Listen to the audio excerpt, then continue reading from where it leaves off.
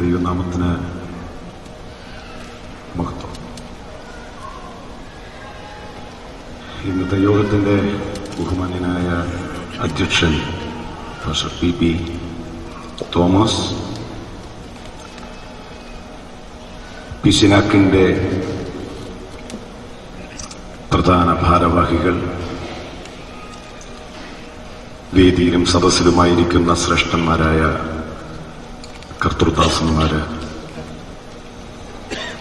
രാജ്യത്തിൻ്റെ വിവിധ ഭാഗങ്ങളിൽ നിന്ന് ഈ ആത്മീയ സമ്മേളനത്തിൽ സംബന്ധിക്കുന്ന ആത്മീയ പ്രബുദ്ധരായ ദൈവമക്കൾ,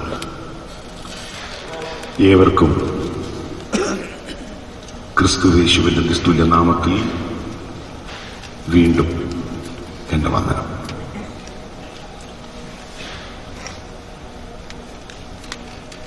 ഒരു പദവിയും ഇല്ലാത്ത ഒരു സാധാരണ മലയാളി ഉപദേശിയായ എന്നെ ഈ കോൺഫറൻസിൽ വചന ശുശ്രൂഷയ്ക്കായിട്ട് പിസിനാക്കിന്റെ കമ്മിറ്റി സെലക്ട് ചെയ്തപ്പോൾ ഞാൻ വളരെ അഭിമാനത്തോടെ കാണുന്നു. അവസരമൊരുക്കിയ ഇതിന്റെ ഭാരവാഹികളോട് ഹൃദയംഗമായി ഞാൻ നന്ദി പറഞ്ഞു.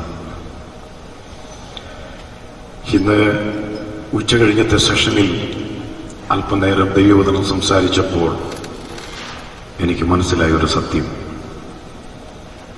ദൈവത്തിന്റെ അരുളപ്പാടിനോട് അധരം തുറന്ന് ആത്മാർത്ഥമായി പ്രതികരിക്കുന്ന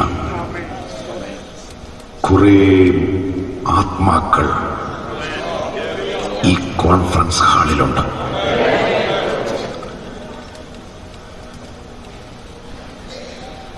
യോസേഫ്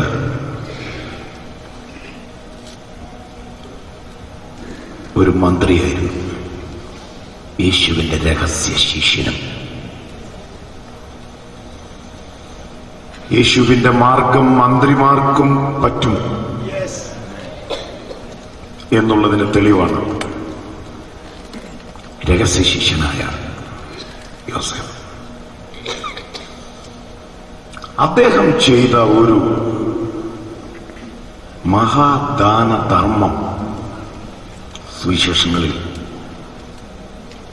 നമ്മൾ ശ്രദ്ധിച്ചിട്ടുണ്ട്. ലോകത്തിലാരും ഇതുവരെ അതിനു മുൻപോ അതിനു പിൻപോ ചെയ്തു എന്ന് നാം കേട്ടിട്ടില്ലാത്ത ഒരു ദാനധർമ്മം മറ്റൊന്നുമല്ല, തന്റെ കല്ലറ യേശുവിന് കൊടുത്തു.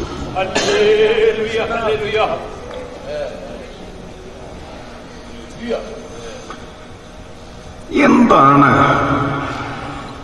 മന്ത്രിയെ അതിന് പ്രേരിപ്പിച്ച ഘടകം? ഒരുപക്ഷെ മനസ്സിരുത്തി ആ ആശയം അപഗ്രഥിക്കുന്ന ഒരാളിന്റെ ഉള്ളിൽ ആത്മീയോത്തേജനപ്രദങ്ങളായ ഒരുപാട് ചിന്തകൾ ലഭിച്ചേക്കാം. പക്ഷേ സുവിശേഷങ്ങൾ ശ്രദ്ധിച്ചു പഠിക്കുന്ന ഒരാൾക്ക് മനസ്സിലാകുന്ന ഒരു സത്യം, യോസേഫ് തന്റെ കല്ലറ യേശുവിന് കൊടുത്തത് യോസേഫിനറിയാതെ 3-ാം ദിവസം തിരിച്ചു കിട്ടും.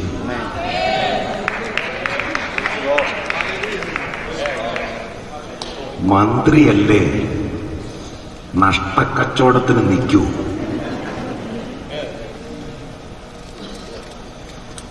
ഞാൻ ഈ വാചകം മുഖവരിയിൽ ഉദ്ധരിച്ചത് ഈ മന്ത്രിയുടെ മനസ്സ് നിങ്ങൾ കാണാൻ വേണ്ടിയല്ല, അത്ഭുത മന്ത്രിയായ കർത്താവിന്റെ മനസ്സ് ആ ചിന്തയിലൂടെ ഒന്നുയർത്താനാണ്. കർത്താവ് എന്താ ചെയ്തത്? ആ ആശയം പഠിച്ചാൽ നമ്മുടെ കർത്താവ് ആരാണവൻ? ഒരു കല്ലറയാണെങ്കിലും അങ്ങോട്ട് കൊടുത്താൽ അവൻ അവർക്ക് കടക്കാരനല്ല. അവൻ തിരിച്ചു കൊടുക്കും. ഇത് നിഷേധിക്കാൻ പറ്റാത്ത ഒരു സത്യമാണെങ്കിൽ നമ്മുടെ യോഗങ്ങളിൽ വന്ന് സ്തുതിക്കുന്നതിന് വരെ നമ്മൾ അളവ് വെച്ച് തുടങ്ങി. അതിന് പൊതുജനത്തെ കുറ്റം പറഞ്ഞിട്ട് കാര്യമില്ല.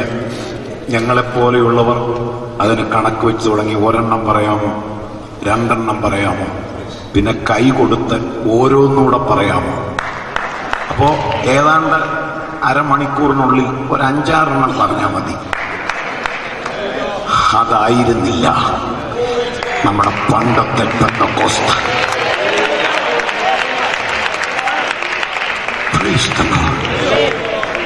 ഞാൻ ആശയത്തിൽ നിന്ന് ഒരു ചിന്ത പറഞ്ഞോട്ടെ.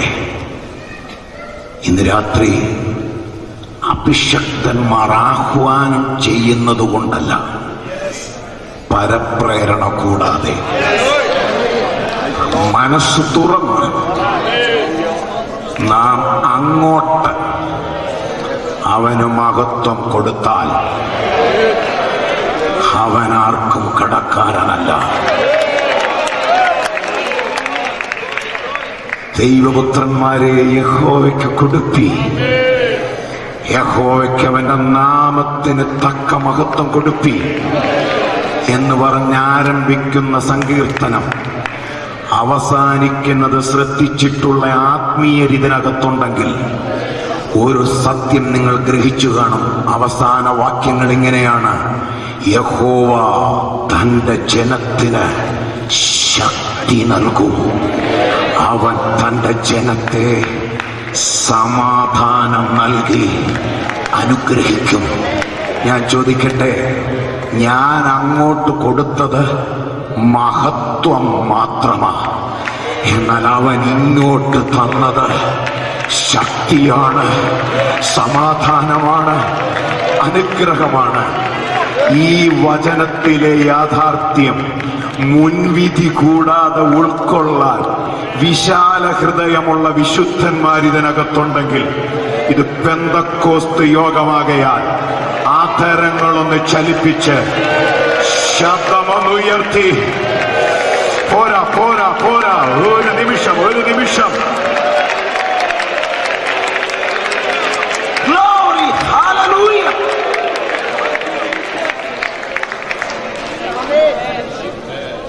Hallelujah. നമ്മുടെ ചിന്താ വിഷയം വിലാപങ്ങൾ 5:21. അതിനെ വിഭജിച്ചത് സെമിനാറിൽ 3 ഒന്ന്, പെന്തക്കോസ്തിന്റെ തനിമയിലേക്ക് മടങ്ങി വരണം. 2, ബന്ധങ്ങളിലേക്ക് മടങ്ങി വരണം. 3, ഉണർവിലേക്ക് മടങ്ങി വരണം. ഇന്ന് ഉച്ച കഴിഞ്ഞത്തെ സെഷനിൽ ബന്ധങ്ങളിലേക്ക് മടങ്ങി വരിക എന്ന ആശയത്തിന്റെ ഉപവിഭാഗം എന്നുള്ള നിലയിൽ ഒരാശയം ഞാൻ അവതരിപ്പിക്കുകയുണ്ടായി. ഇന്ന് രാത്രി വളരെ കാലിക പ്രാധാന്യമുള്ള ചില ചിന്തകൾ, സഭ എവിടെ നിന്ന് എങ്ങോട്ട്, എന്തിലേക്ക്, ഏതിലേക്ക് മടങ്ങി വരണം എന്ന് സമയപരിധി നിങ്ങളുമായി പങ്കുവയ്ക്കാൻ കർത്താവിൽ ശരണപ്പെടുകയാണ്. അപ്പോസ്തല പ്രവൃത്തികളുടെ പുസ്തകം 2-ാം അധ്യായം 1 മുതൽ 4 വരെയുള്ള വാക്യങ്ങളാണ് കുറിവാക്യമായിട്ട് ഈ രാത്രി നമ്മൾ വായിക്കാൻ ആഗ്രഹിക്കുന്ന പുസ്തകം. പ്രവൃത്തികളുടെ പുസ്തകം 2-ാം അധ്യായം 1 മുതൽ 4 വരെയുള്ള വാക്യങ്ങൾ. പെന്തക്കോസ്ത് നാൾ വന്നപ്പോൾ എല്ലാവരും ഒരു സ്ഥലത്ത് ഒന്നിച്ചു കൂടിയിരുന്നു. പെട്ടെന്ന് കൊടിയ കാറ്റടിക്കുന്നത് പോലെ ആകാശത്തു നിന്നൊരു മുഴക്കമുണ്ടായി. അവർ ഇരുന്നിരുന്ന വീട് മുഴുവനും നിറച്ചു. അഗ്നിജ്വാല പോലെ പിളർന്നിരിക്കുന്ന നാവുകൾ അവർക്ക് പ്രത്യക്ഷമായി. അവരിൽ ഓരോരുത്തന്റെ മേൽ പതിഞ്ഞു. എല്ലാവരും പരിശുദ്ധാത്മാവ് നിറഞ്ഞവരായി. ആത്മാവ് അവർക്ക് ഉച്ചരിപ്പാൻ നൽകിയതുപോലെ അന്യഭാഷകളിൽ സംസാരിച്ച് തുടങ്ങി. അന്യഭാഷ നിന്നുപോയി എന്ന് പഠിപ്പിക്കുന്നവരുണ്ട്. അത് ശരിയാണെന്ന് ഞാനും സമ്മതിക്കും, അങ്ങനെ പഠിപ്പിക്കുന്നവർക്ക്. പക്ഷേ അത് നിൽക്കില്ല. തുടങ്ങി എന്നേ തിരുവെഴുത്തിലുള്ളൂ, മുടങ്ങി എന്നെങ്ങുമില്ല. ഇന്നും ഈ ആധുനികതയുടെ വേലിയേറ്റത്തിലും അന്യഭാഷകളിൽ പരിസരം മറന്ന് ദൈവത്തെ ആരാധിക്കുന്ന വിശുദ്ധന്മാരെ ഓർത്ത് ഞാൻ കർത്താവിനെ സ്തുതിക്കുന്നു.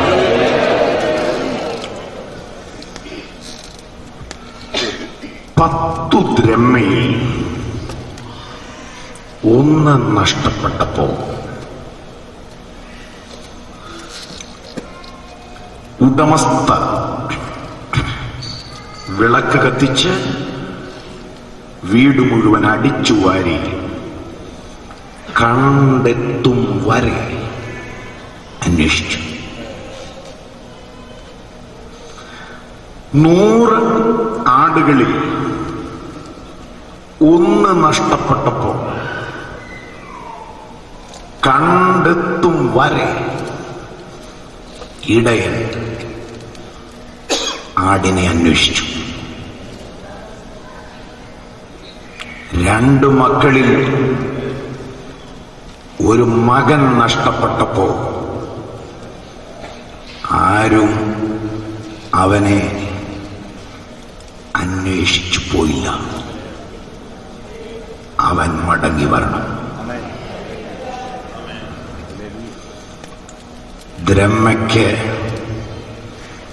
മടങ്ങി വരാൻ കഴിയില്ല.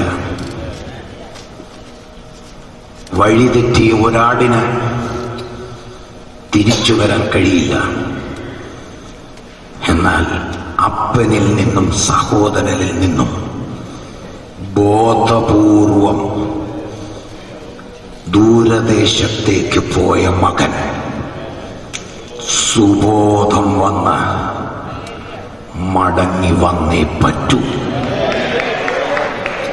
Praise the Lord. മടങ്ങി വരാൻ അവന് സുബോധം വന്നു എന്നാണ്. ശരിക്കും മടങ്ങി വരവിന് ഒരാൾ മടങ്ങി വരണമെങ്കിൽ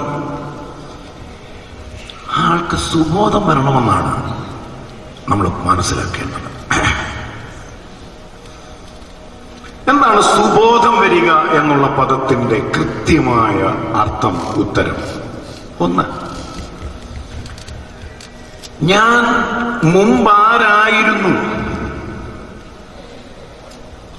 എന്നവന് ബോധം വരണം. ഞാൻ ഇപ്പോൾ ആരായിരിക്കുന്നു എന്നവന് ബോധം വരണം. ഞാൻ ഇനി ആരാകും എന്നവന് ബോധം വരണം. അതാണ് സുബോധം. ഞാൻ മുമ്പ് ആരായിരുന്നു, ഇപ്പോൾ ഞാൻ ആരാണ്, ഇനി ഞാൻ ആരാകേണ്ടവനാണ്. ആ അവബോധം ഈ കോൺഫറൻസിൽ പങ്കെടുത്ത് ഈ ദിവസങ്ങളിലെ വചന കേൾവിയിലൂടെ നല്ലൊരു പങ്കാളുകളുടെ അകത്ത് ആത്മാവിൽ കൈവരുന്നു എന്ന് വിശ്വസിക്കുന്ന ഒരു ഉപദേശിയാണ് ഞാൻ. അങ്ങനെയെങ്കിൽ ഈ കോൺഫറൻസ് ആശീർവാദം പറയുന്നതിനു മുൻപ് മടങ്ങി വന്നവന്റെ വീട്ടിലെ ആനന്ദം, അത് 3 ഹല്ലേലൂയ പറഞ്ഞ് അവസാനിപ്പിക്കുന്ന ആനന്ദമല്ല. മടങ്ങി വന്നവന്റെ വീട്ടിൽ വീടടക്കമാനന്ദിച്ചു എന്ന് പറയുന്ന അനുഭവം, ആത്മാവിൽ കൊതിക്കുന്ന എത്ര വിശുദ്ധന്മാർ. ഇത് വെറുതെ ഒരു തീം ചിന്തിച്ചു മടങ്ങാനല്ല, മടങ്ങി വന്നവരുടെ ഇടയിൽ ഒരാനന്ദമുണ്ട്. അതനുഭവിക്കാൻ ആത്മാവിൽ കൊതിക്കുന്ന വിശുദ്ധന്മാർ ഇതിനകത്തുണ്ടെങ്കിൽ അതിനുവേണ്ടി ഒരുക്കപ്പെടട്ടെ. Praise the Lord. എനിക്ക് വളരെ പരിമിതപ്പെടുത്തി ചില ചിന്തകൾ പറയാനുള്ള അവസരമേ ഇനി എൻ്റെ മുമ്പിലുള്ളൂ.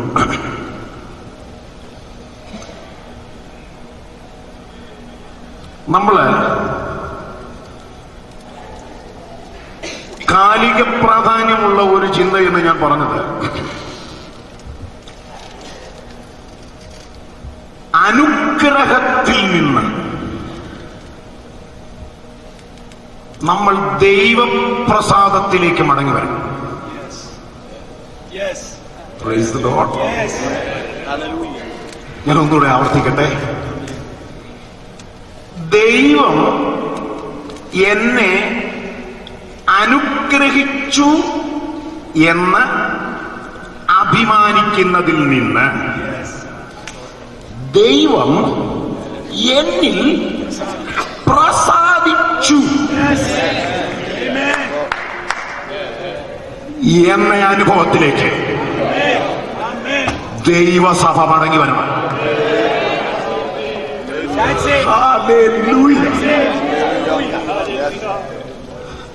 എത്ര പേരെന്റെ ഈ ആശയത്തോട് പ്രതികരിക്കുമെന്ന് എനിക്കറിയില്ല.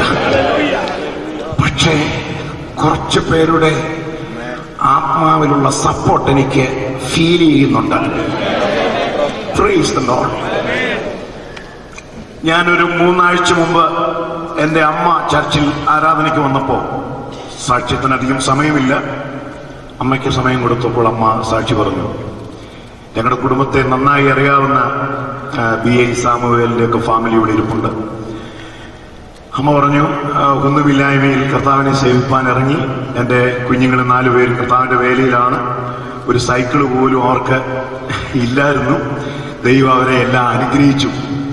ഇപ്പം 4 കുഞ്ഞുങ്ങൾക്കും വാഹനങ്ങളുണ്ട്, 4 കുഞ്ഞുങ്ങൾക്കും വീടുകളുണ്ട്, സൗകര്യങ്ങളുണ്ട്. ദൈവം മാനിച്ചു. അമ്മയുടെ സാക്ഷ്യത്തിന്റെ രത്നച്ചുരുക്കം സഭായോഗം കഴിഞ്ഞപ്പോൾ ഞാൻ ആ സാക്ഷ്യം മനസ്സിൽ കുറിച്ചു. എൻ്റെ മിസ്സിനോട് ഞാൻ ചോദിച്ചു, ദൈവം നമ്മളെ അനുഗ്രഹിച്ചു? മിസ്സസ് പറഞ്ഞു, പിന്നെ എന്തൊരു ചോദ്യം, ദൈവം നമ്മളെ അനുഗ്രഹിച്ചില്ലയോ? നമ്മൾ കർത്താവിന്റെ വേലയ്ക്ക് ഇറങ്ങിയപ്പോൾ നമുക്ക് ഒരു കട്ടിലേ ഉള്ളായിരുന്നു, ഇപ്പൊ നമുക്ക് 4 കട്ടിലുണ്ട്. യെസ്, അന്ന് നമുക്ക് പല വീടുകളിൽ വന്ന് ഫ്രിഡ്ജ് ഉണ്ടായിരുന്നു, നമുക്ക് ഫ്രിഡ്ജുണ്ട്. അപ്പൊ ഞാൻ തുടങ്ങിയ 1-2 കാര്യം ഫ്രിഡ്ജിന്റെയും കട്ടിലിന്റെയും കഥ പറഞ്ഞപ്പോഴേ ഞാൻ പറഞ്ഞു മതി, നിർത്തിയത്. നമുക്ക് മനസ്സിലായി എന്താ ഈ അനുഗ്രഹിച്ചു എന്ന് പറയുന്നത് കൊണ്ട് ഉദ്ദേശിക്കുന്നത് എന്താണെന്ന് നമുക്ക് മനസ്സിലായി. ഈ നമ്മുടെ ഇവിടെ ഇരിക്കുന്ന ഒരാൾക്ക് സാക്ഷ്യത്തിന് സമയം കൊടുത്തു നോക്ക്. നമ്മുടെ കേരളത്തിലെ മലയാളികളാണല്ലോ നമ്മൾ. സാക്ഷ്യത്തിന് സമയം കൊടുത്തു നോക്ക്. എന്താ പറയും? സത്യത്തിൽ മലയാളത്തിലെ ഭംഗി കുറഞ്ഞ കുറച്ച് ശൈലികൾ നമ്മുടെ ഉണ്ട്. അമേരിക്കയുടെ പ്രദേശത്ത് ഒരു വലിയ പ്രദേശം തന്നെയാണ്. അതാ കേരളത്തിന്റെ പ്രദേശത്ത് നിന്ന് അമേരിക്കയുടെ പ്രദേശത്ത് വന്നു എന്നിട്ട് പറയുന്നത് ഞാൻ ഒത്തിരി സാക്ഷ്യം കേട്ടിട്ടുണ്ട്. എന്തുടുക്കുമെന്ന് ഭാരപ്പെട്ട സ്ഥാനത്ത്, അത് എന്നാ സ്ഥാനമാണെന്ന് എനിക്കറിയില്ല, അതൊക്കെ നമ്മുടെ ഇടയിൽ നീ എന്നെ അള്ളിപ്പിടിച്ചിരിക്കുന്ന ചില പ്രയോഗങ്ങളാണ്. ഭാരപ്പെട്ട സ്ഥാനത്ത് ഇപ്പോൾ അലമാരി അങ്ങോട്ട് തുറന്നിട്ടേച്ച് ഏതൊടുക്കുമെന്ന സ്ഥാനത്തേക്ക്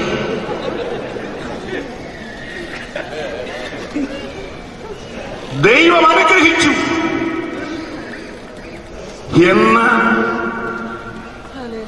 ഇന്നൊരു ഭക്തൻ പറയുന്നതിന്റെ ആകത്തുക ഞാൻ 2-3 നാടൻ വാക്കുകളിൽ പ്രിയ ദൈവമക്കളെ ഓർപ്പിച്ചെന്നുള്ളതേ ഉള്ളൂ. ദൈവം അനുഗ്രഹിച്ചു, സത്യമാണ്. ഞാൻ അത് നിഷേധിക്കാൻ നിൽക്കുകയല്ല. തിരുവെഴുത്ത് പഠിച്ചു നോക്കി. ഭൗതികമായി ഒരാളിനെ ദൈവം അനുഗ്രഹിക്കുമ്പോ ആ ആളിൽ ദൈവം പ്രസാദിക്കണമെന്നില്ല.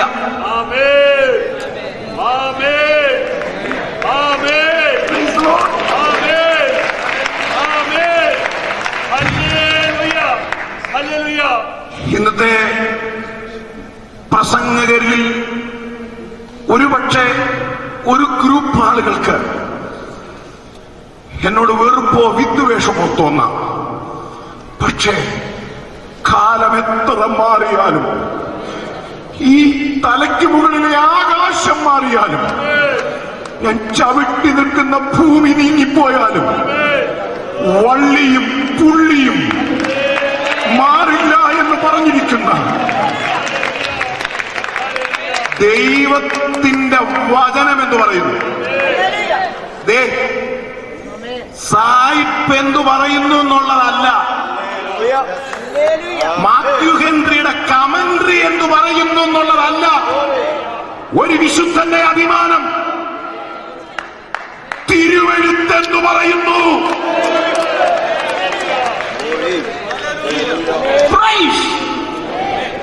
പെട്ടെന്ന് ഞാനൊരു ആശയം പറയാം. ഞാൻ പറഞ്ഞു വന്ന ആശയത്തിലൊരു തെളിവ്.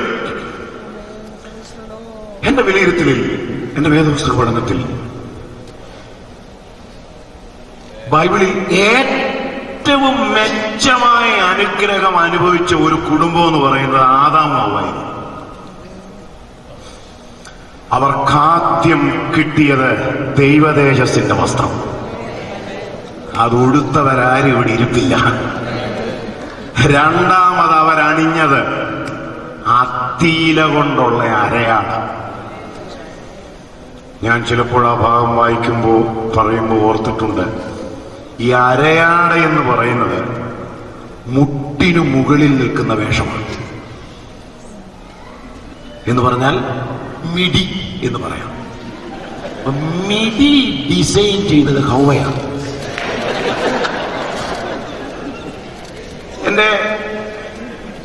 എന്റെ ഒരു അത്ഭുതാവഹമായ ഒരു കാഴ്ചപ്പാട് ഞാൻ പറയാം.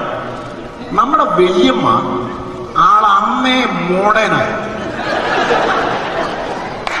അല്ല, അവര് മുട്ടിന് താഴോട്ടുള്ള ഒരെണ്ണം ഉണ്ടാക്കി. അതല്ലേ ഇന്നും നമ്മൾ കാണുന്നത്. ചിലത് നമ്മുടെ മുമ്പിൽ കൂടെ പോകുമ്പോഴേ നമുക്കറിയാം ഇതാ വല്യമ്മയുടെ കൊച്ചുമോളാ പോകുന്നത്.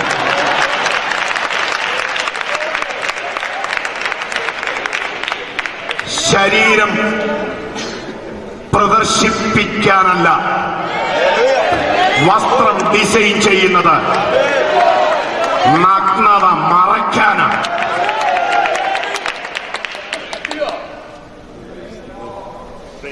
ഗദരദേശത്തെ ഭൂതഗ്രസ്തന് സുബോധം വന്നപ്പോൾ അവൻ ആദ്യം ചെയ്തത് വസ്ത്രം ധരിച്ചെന്നെഴുതിയത്. അമേരിക്കൻ മലയാളികൾക്ക് മടങ്ങിവരവിനുള്ള സുബോധം വന്നെങ്കിൽ അത് നമുക്ക് വരുന്ന ദിവസങ്ങളിൽ നേരിട്ട് കാണാം.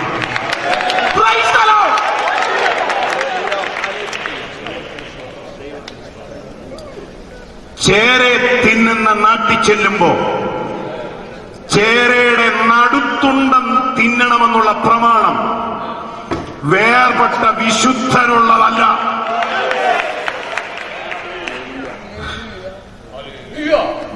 അത് വെയിൽ കൊണ്ടപ്പോ ആ മിടി ഉണങ്ങിപ്പോയി. അത് ഇനി വിശദീകരിക്കാൻ നേരമില്ല. കാരണം ഈ അത്തിയില കൊണ്ട് അരയാട ഉണ്ടാക്കിയ ആ ദിവസം യഹോവ വെയിലാറിയപ്പം വന്നു പ്രത്യേകം എഴുതിയിട്ടുണ്ട്. മനഃപൂർവമാണ് വെയിലാറാൻ ദൈവം വെയിറ്റ് ചെയ്തത്. ദൈവത്തിനറിയാം ഈ ഫാഷൻ ഡിസൈനർ ഒരു പകലിൽ കൂടുതൽ ഷൈൻ ചെയ്യത്തില്ല. പച്ചലയല്ലേ, വെയിൽ കൊള്ളുമ്പോൾ അത് കരിയിലയാവും. എഴുന്നേറ്റപ്പോ ഇതെല്ലാം പൊടിഞ്ഞുപോയി.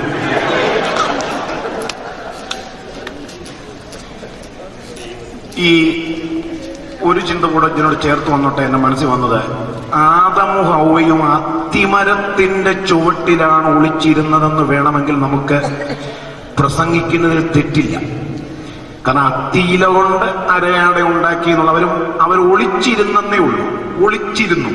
നിങ്ങൾ ആ ഭാഗം ഒന്ന് ചിന്തിച്ചു നോക്കിയാൽ, ഒളിച്ചിരുന്നു എന്ന് പറഞ്ഞാൽ ഞങ്ങളുടെയൊക്കെ നാട്ടിൽ പണ്ട് കണ്ണൂര് സാറ്റുകളി എന്ന് പറഞ്ഞൊരു കളിയുണ്ട്. സാറ്റുകളി കണ്ടുപിടിച്ചത് ഇവരാ. ഹല്ലേലൂയ. പുതിയ നിയമത്തിലേക്ക് വന്നു നോക്കി, യേശുവിനെ കാണാൻ, യേശു സക്കായിയെ കാണാതിരിക്കാൻ സക്കായി കയറിയതും അത്തിയിലാണ്. ഇത്തരം വ്യത്യാസമേ ഉള്ളൂ.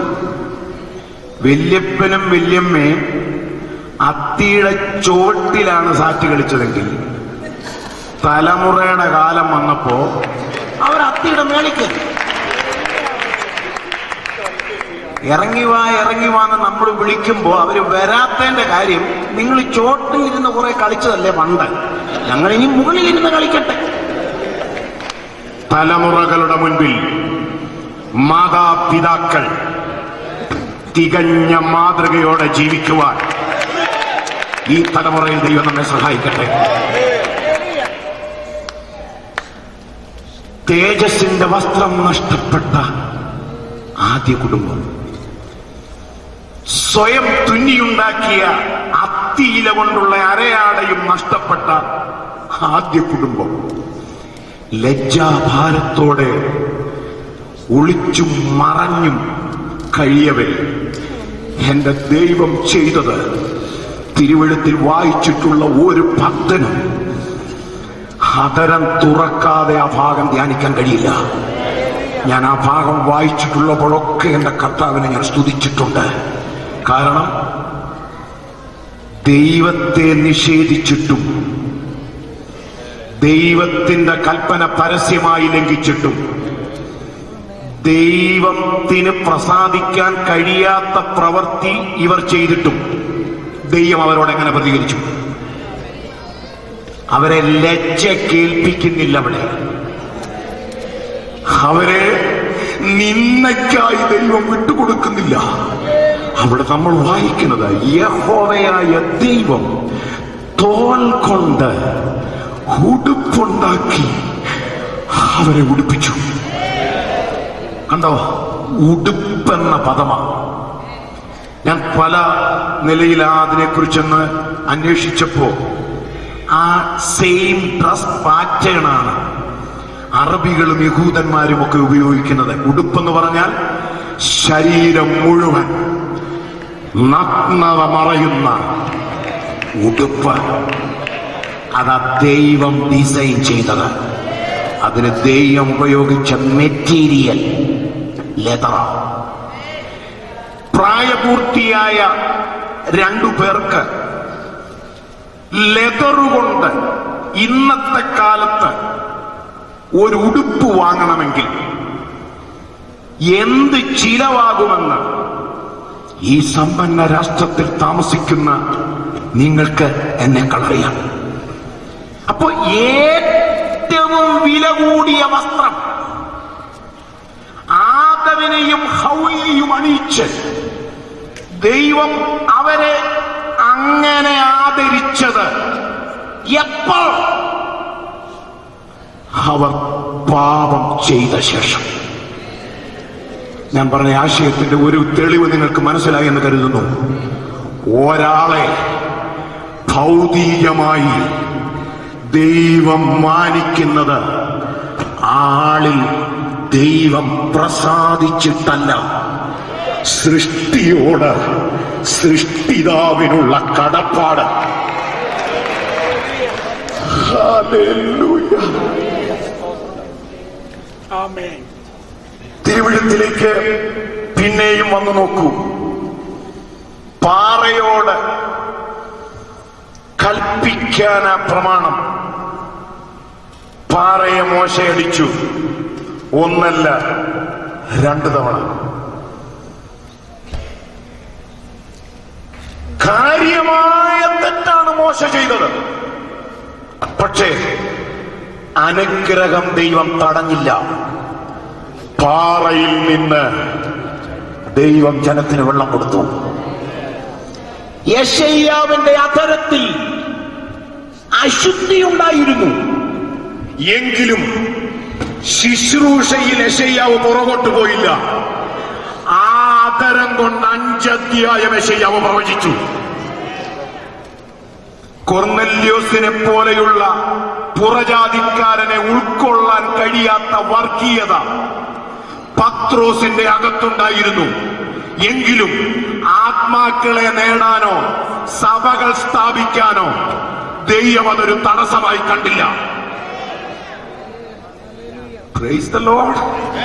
പക്ഷെ നിത്യതയുടെ കാര്യം വന്നപ്പോ പത്രോസിനോട് പറഞ്ഞു, ഇനി നീ മടങ്ങി വരാനുള്ള സമയമാണ്. ദൈവം ശുദ്ധീകരിച്ചതിനെ നീ മലിനമെന്ന് വിചാരിക്കരുത്.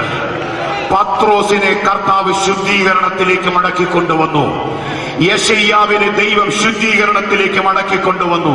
ശ്രദ്ധിക്കൂ, പാപവും പരിഹരിക്കപ്പെടേണ്ട അകൃത്യവും ജീവിതത്തിൽ ഇരിക്കെ തന്നെ ദൈവത്തിന്റെ അനുഗ്രഹങ്ങൾക്ക് കുറവ് വരുന്നില്ല. ഓ, ഞാൻ ഭയപ്പെടുന്നു ഇന്ന് രാത്രി ഈ ദൈവത്തെ. ആമേൻ. പൗലോസ് എന്താ പറഞ്ഞേ? എല്ലാവരും ഒരേ ആത്മീക ആഹാരം തിന്നു, എല്ലാവരും ഒരേ ആത്മീയ പാനീയം കുടിച്ചു. അവരെ അനുഗമിച്ച ആത്മീയ പാറയിൽ നിന്നല്ലോ അവർ കുടിച്ചത്. നിങ്ങൾ ശ്രദ്ധിച്ച ആ വാക്യം. തിന്നതാത്മീയം, കുടിച്ചതാത്മീയം, അനുഗമിച്ച പാറയാത്മീയം, മുഴുവൻ ആത്മമയമാണ്. പക്ഷെ തൊട്ട് താഴത്തെ വാക്യം ശ്രദ്ധിച്ചേ. എങ്കിലും എന്ന് പറഞ്ഞാൽ ജനത്തെ ആത്മീയമായും ഭൗതികമായും ദൈവം അനുഗ്രഹിച്ചു. എങ്കിലും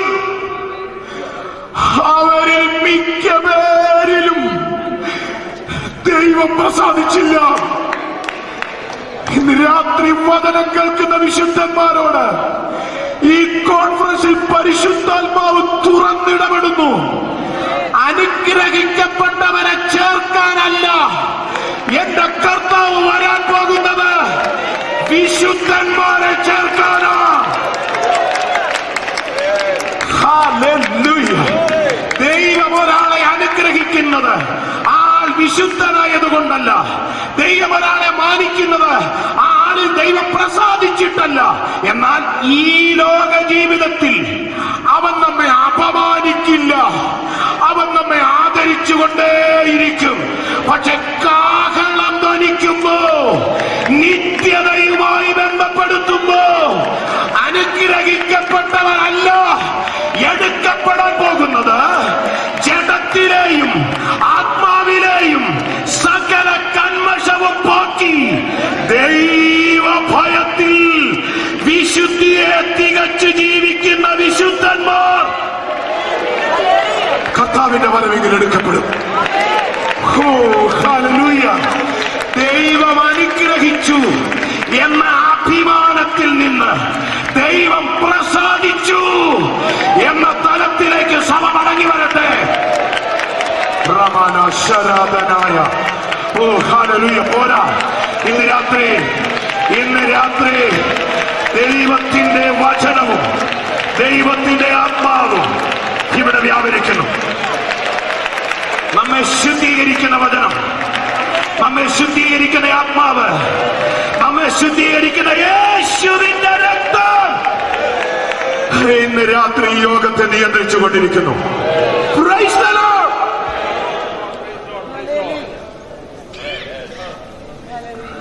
എനിക്ക് തന്ന സമയം ഇവിടെ തീരുക. ഞാൻ കുറെ കാര്യങ്ങൾ പ്രാർത്ഥിച്ച് എഴുതി വെച്ചതിലൊന്ന്, മോഹം പാപമാണ് അല്ലേ? മോഹം ഗർഭം ധരിച്ച് പാപത്തെ പ്രസവിച്ചു. പക്ഷെ ഇന്നത്തെ പ്രസംഗത്തിൽ പറയുന്നത് കാറിനെ സ്വപ്നം കാണാനാണ്. കാറ് സ്വപ്നം കാണുക, കാറിനെ ഗർഭം ധരിക്കുക. ബൈബിളിൽ എഴുതിയിരിക്കുന്നത് പ്രസവിക്കുന്നത് കാറല്ല,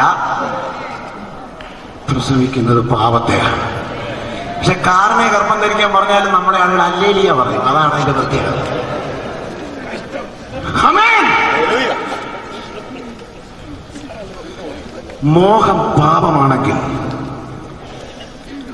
അധികാരമോഹം മഹാപാപം.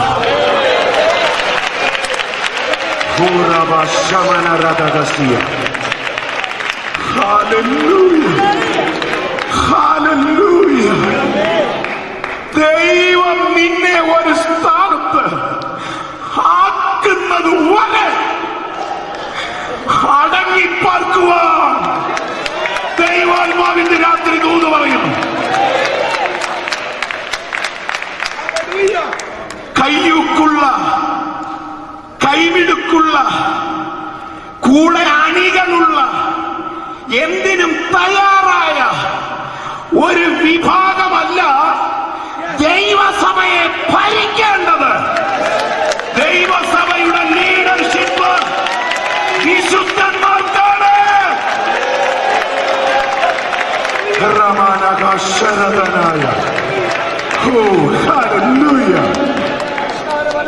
ഭയപ്പെട്ടതുപോയൊരു ഭാഗമുണ്ട് ബൈബിളിൽ.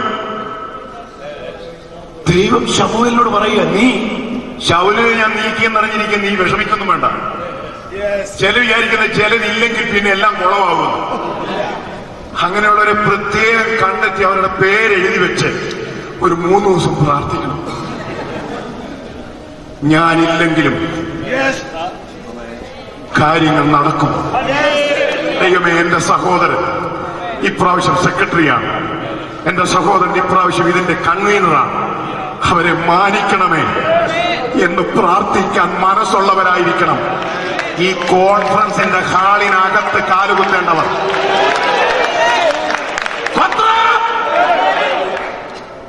അറിഞ്ഞായിരുന്നോ? ഇല്ല, അറിഞ്ഞില്ലേ? അയ്യോ, ഇപ്രാവശ്യം എന്തുവായിരുന്നു. അതേസമയം നമ്മൾ ഇരുന്ന ആ പീരീഡ് ഉണ്ടല്ലോ, നീ ഇരുന്ന പീരീഡ് എല്ലാരും കണ്ടതാ.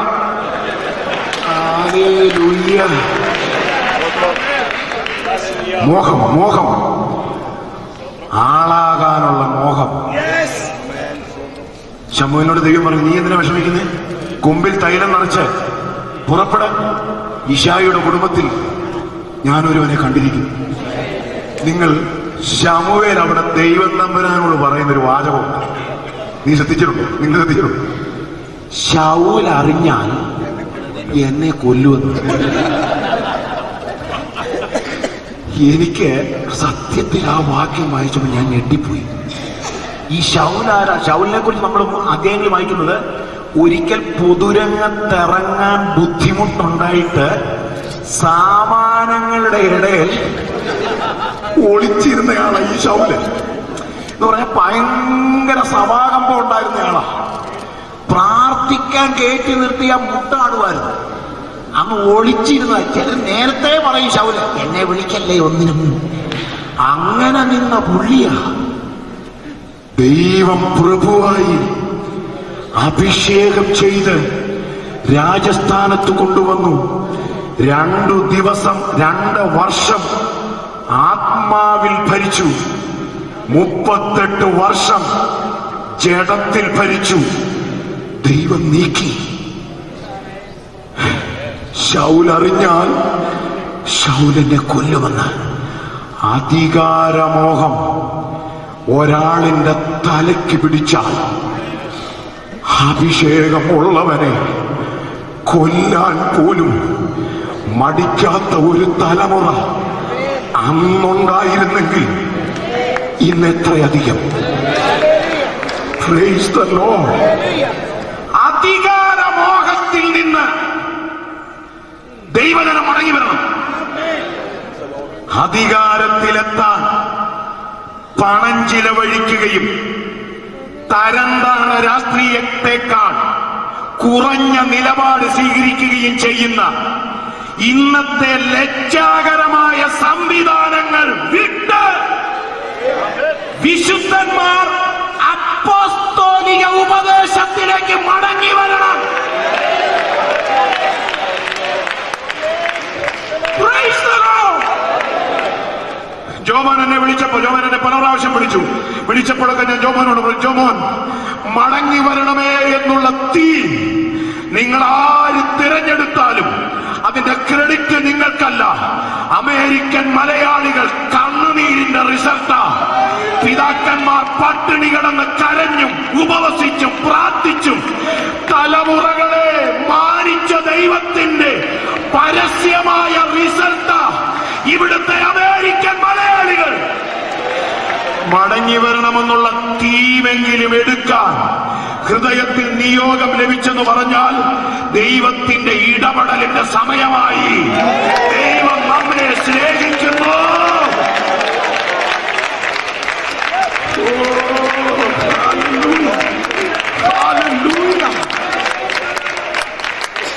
സഭ അപ്പോസ്തോലിക ഉപദേശത്തിലേക്ക് മടങ്ങി വരണമെന്ന് ഞാൻ പറഞ്ഞത്. ആമേൻ. ബൈബിളിൽ ഏതാണ്ട് 22 സ്ഥലത്ത് ചീട്ടിട്ടെടുത്തു എന്നുണ്ട്. പുതിയ നിയമത്തിലും പഴയ നിയമത്തിലും കൂടി. എന്നാൽ ഈ ബൈബിളിൽ 66 പുസ്തകങ്ങളിലെ 31,173 വാക്യങ്ങളുടെ ഇടയിൽ വോട്ടിട്ടെടുത്തു എന്ന് ഒരിടത്തുമില്ല.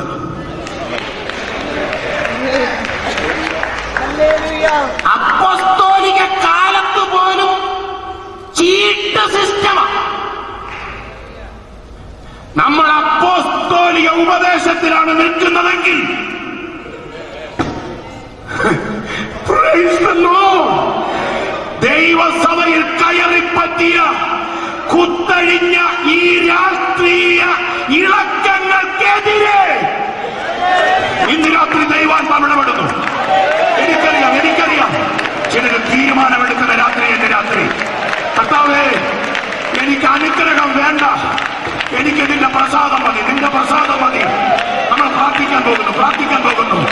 രാത്രി ദൈവത്തിന്റെ ആത്മാവ് ഇടപെട്ടെന്ന് ഉറപ്പുണ്ടെങ്കിൽ, ബോധ്യമുണ്ടെങ്കിൽ അങ്ങനെയുള്ളവർ മാത്രം അതരങ്ങൾ ചലിപ്പിക്കാം.